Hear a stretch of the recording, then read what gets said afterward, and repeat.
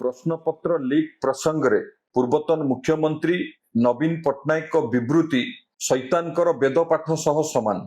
नवीन बाबू भूली जाउचंती तांको शासन काल रे किपरि ओडिशार युवपीढ़ी भविष्य सह सेमाने बारंबार खेल खेलुथिले।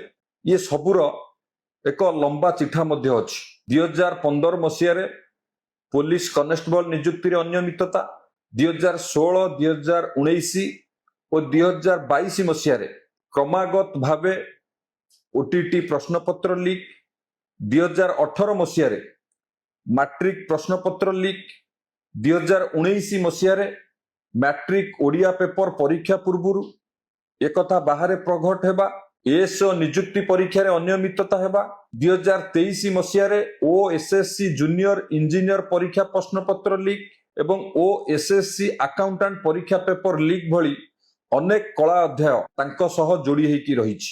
आपणकर शासन काल रे ओडिशा रे नियुक्ति परीक्षा गुड़िकर बारंबार प्रश्नपत्र लीक, परीक्षा बातिल एवं परीक्षा रे अनियमितता समय रे केते जण मंत्री इस्तफा देइचंती। आग नवीन बाबू से कथा गणमाध्यम को कहतु। लक्ष लक्ष चाकरी आशय मानसिक संतुलन हराई कहीं अनिश्चिततार सामना करुथिले से कथा मध्य प्रकाश करिवा दरकार।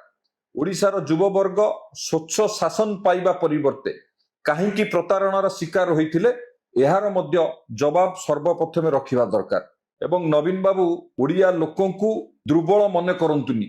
औषध विकल रे ताटिया न कामुड़ी नीट प्रसंग रे केंद्र सरकार जो पदक्षेप नैचंती ताकू प्रशंसा करिवा कथा। निजर राजनैतिक स्वार्थ पई एभली सस्ता और मूल्यहीन विवृत्तिरु निवृत्त रुहंतु।